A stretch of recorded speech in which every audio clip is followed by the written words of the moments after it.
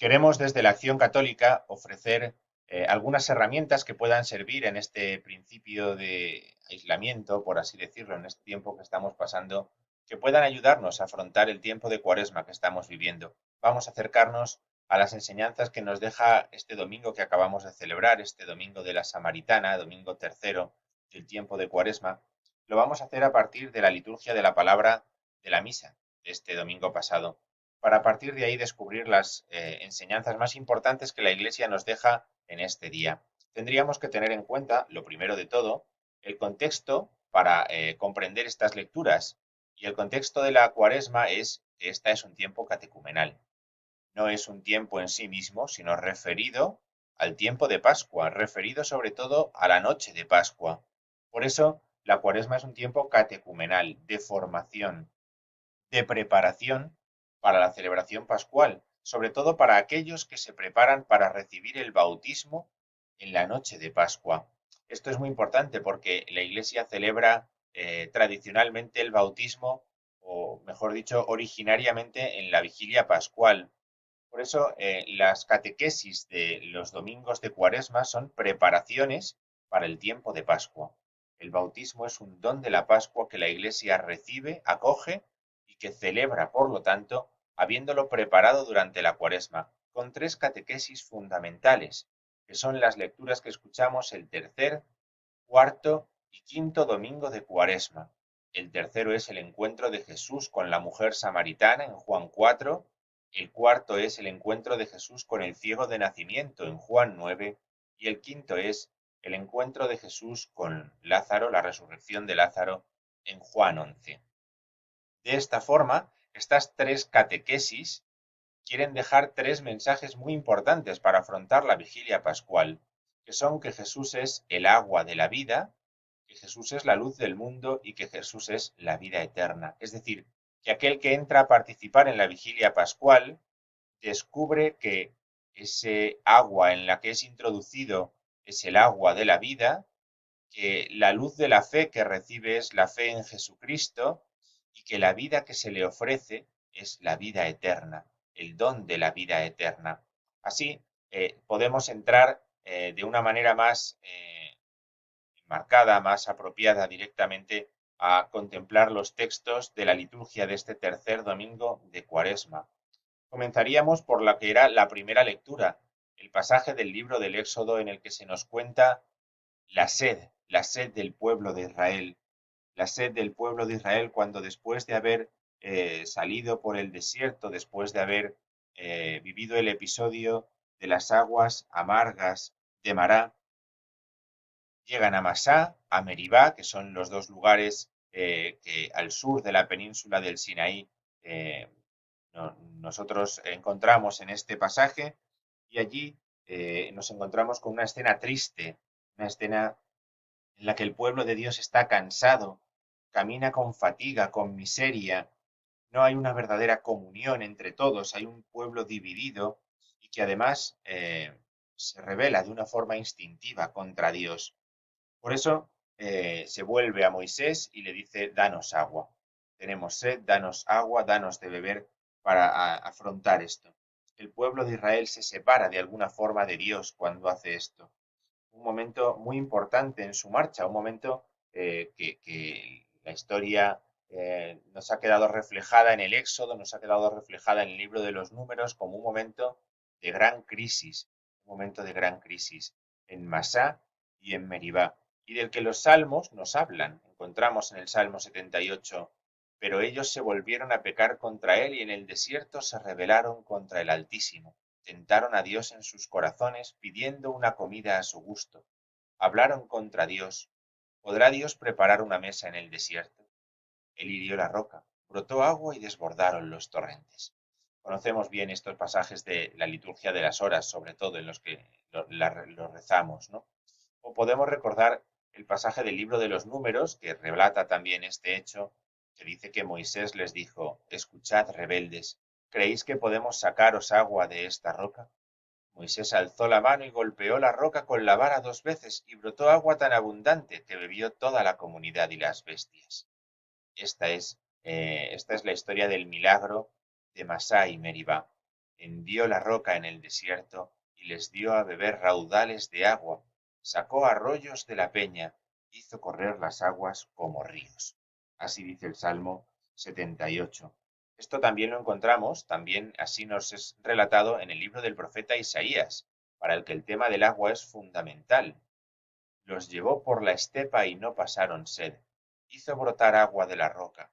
Hendió la roca y brotó agua. Este canto del profeta Isaías, en Isaías 48, se refiere a este mismo pasaje. El agua que brota, signo del amor del Señor, será el que dé origen a que el Señor sea llamado la roca de nuestra salvación. Venid, aclamemos al Señor, demos vítores a la roca que nos salva. Entremos a su presencia dándole gracias, aclamándolo con cantos, ¿verdad? Son textos muy conocidos para nosotros, estamos habituados al rezo de la liturgia de las horas. Llamar al Señor la roca de nuestra salvación, en este pasaje, va a dar la interpretación, nos va a ofrecer dos interpretaciones distintas, complementarias. La primera de ellas es la que habla de la roca como el lugar del que brota el vino eucarístico. Es una comparación entre la escena de Masá y Meribá y la escena, por así decirlo, o el misterio del altar, de la Eucaristía. Igual que tú al salir de la piscina de las aguas, dice San Juan Crisóstomo, te apresuras a la mesa. Así los israelitas salidos de la mar se acercaron a una mesa nueva y maravillosa, quiero decir el maná. E igual que tú posees una bebida misteriosa, la sangre salvadora, así tuvieron ellos una maravillosa bebida. Allí donde no había ni fuente ni corrientes, encontraron un agua abundante que brotaba de una roca seca y árida. Es esa comparación entre una escena que en realidad lo que está haciendo es preparar otra escena. La escena de Masá y Meribá tiene todo su sentido cuando alcanza a preparar el misterio eucarístico que nosotros celebramos. También San Ambrosio, en su tratado sobre los misterios, y a él lo seguirá después su discípulo San Agustín, lo dice así. Considera el misterio. Moisés es el profeta, la vara es la palabra de Dios, el agua corre, el pueblo de Dios bebe. Y compara eso, dice él, el sacerdote golpea, el agua brota en el cáliz para la vida eterna. Es una reflexión, ¿no? Una comprensión de ese pasaje de Masá y Meribá preparando el vino eucarístico que brota del altar, ¿no? De la piedra del altar, la roca del altar, de la roca de nuestra salvación del altar, lo que brota es la Eucaristía, el vino eucarístico. Esta visión se completa con la visión que tienen también los padres de la Iglesia, como por ejemplo San Cipriano de Cartago, sobre la roca como origen del agua del bautismo. Es una imagen que nos sale muy inmediata al pensar en la roca que se abre y brotan las aguas, pues así dice también San Cipriano, citando Isaías 48, que nosotros hemos hablado antes, y también Juan 7. El que, si alguno tiene sed, que venga y que beba. El que cree en mí, ríos de agua viva brotarán en su seno. Y dice San Cipriano, y para indicar mejor que el Señor habla aquí no del cáliz, sino del bautismo, la Escritura añade, dijo esto refiriéndose al Espíritu que recibirían los que creyeran en él. Ahora bien, es mediante el bautismo que se recibe el Espíritu. De la roca, de la roca de Masá y Meribá brotó el agua, de la iglesia de Cristo, de la roca de Cristo, lo que brota es el bautismo, el don del Espíritu Santo. Esto es muy importante para que podamos ver esta visión sintética que tienen los padres de la iglesia, que tiene la iglesia de toda la historia de la salvación. Lo que hacía Moisés en la roca, y hemos encontrado en la primera lectura, lleva a lo que Jesús va a hacer en el pozo con la samaritana. Jesús en el pozo con la samaritana es la verdadera roca que va a dar de beber a la mujer samaritana. Él es quien tiene las fuentes de agua viva. Eso que está anunciándole a la mujer samaritana se va a cumplir de una forma perfecta en el misterio pascual, cuando de su costado abierto broten sangre y agua, broten los sacramentos para la iglesia y la Iglesia pueda beneficiarse y ponerse en comunión con toda esa historia de la salvación por medio de la gracia. Así nos acercamos ahora a Jesús y su encuentro con la mujer samaritana, al Evangelio de este tercer domingo de Cuaresma, y podemos entenderlo de una manera mucho más rápida. San Agustín, en un pasaje muy conocido, dice: es por ti por quien Jesús está fatigado del camino. En Cristo encontramos la fuerza y la debilidad. Cristo se ha anonadado, Cristo se ha encarnado, se ha hecho hombre para padecer sed, para fatigarse en el camino y poder así encontrarse con nosotros, que en realidad tenemos sed de Dios, necesitamos de Dios. Y entonces sale a nuestro encuentro en el camino, ¿para qué?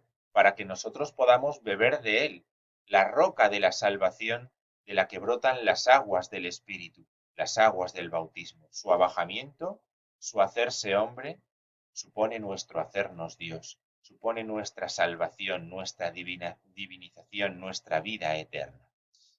Por eso le dice Jesús a la samaritana: el que beba del agua que yo le daré nunca más tendrá sed. El agua que yo le daré se convertirá dentro de él en un surtidor de agua que salta hasta la vida eterna. Esta es la enseñanza que Jesús deja a la mujer para que comprenda que la verdadera sed es la sed de Dios y que es Dios mismo quien, haciéndose hombre, viene a sanarla. Él es la roca de la salvación. Jesús, lo que Jesús le dice a la samaritana encuentra eco en el prefacio que la Iglesia reza en la misa del tercer domingo de Cuaresma, quien, al pedir agua a la samaritana, ya había infundido en ella la gracia de la fe. Y si quiso estar sediento de la fe de aquella mujer, fue para encender en ella el fuego del amor divino. Aquí encontramos los ecos de lo que San Agustín nos enseñaba, ¿no? El acercarse a ofrecer la gracia de la fe, que es la sed que Jesús reconoce en la mujer samaritana, reconoce en la humanidad, en definitiva, a la que quiere ofrecer su vida divina. En resumen, podríamos hablar de dos grandes temas en este diálogo con la samaritana. El primero de ellos y después el diálogo con los discípulos. En el diálogo con la samaritana encontramos esa doble línea de comprensión que tanto le gusta trabajar a Juan y encontraremos en domingos sucesivos también. Parece que la mujer está hablando a un nivel puramente humano, puramente material, saciar una sed material, mientras que Jesús habla al nivel del signo, ¿no? Una sed de algo superior, ¿no? Lo material lleva a una comprensión de la necesidad sacramental de encontrarse con Dios, ¿no? Del signo en el que de lo humano se puede llegar hasta lo divino. Así Jesús se reconoce: yo soy el que te está hablando. Cristo es el agua de la vida, ¿no? Es la preparación para la Pascua, es esta, ¿no? Y de esta forma encontramos en este Evangelio que la Iglesia nos ofrece una prefiguración sacramental. La Iglesia sabe bien lo que estamos preparando. No es un domingo cualquiera, estamos mirando hacia la Pascua. En nuestra situación actual, miramos hacia la Pascua, preparamos la Pascua del Señor. Ese diálogo concluye con la mujer samaritana con esa discusión sobre el lugar de oración, Garizim o Jerusalén. Garizim era el lugar donde el reino del norte había construido su templo, donde habían ido, por donde habían pasado Abraham y tantos padres, ¿no? Tantos patriarcas, ¿no? Donde el reino del norte construye su templo, cuando ya no puede bajar al reino del sur, cuando no puede bajar a Jerusalén, porque están divididos y construyen su alternativa, su templo alternativo para la oración. Sin embargo, dice Jesús, no, la adoración será en espíritu y verdad. Si tú crees realmente que yo soy el agua de la vida, tú tienes siempre en ti la comunión con Dios. La unión con Cristo es una unión definitiva, es una unión verdadera. Eso es en espíritu y verdad. Estamos en comunión con Dios en toda nuestra existencia, en toda nuestra vida, en todo momento y hasta encerrados en nuestra casa. Esa presencia de Cristo en nuestra vida es verdadera, es adorar en espíritu y en verdad. El diálogo con los discípulos va en la línea de enseñar a los discípulos que el alimento de Jesús es hacer la voluntad del Padre. Y este hacer la voluntad del Padre, por estar Cristo en nosotros, se realiza en el bautismo. Lo encontramos en la lectura de la carta a los romanos, en la segunda lectura. El amor de Dios ha sido derramado en nuestros corazones por el Espíritu Santo que se nos ha dado. Así lo vemos en los sacramentos de la Iglesia. Estos sacramentos que nos ayudan a que nosotros preparemos también la Pascua del Señor, a la que somos llamados también a entrar.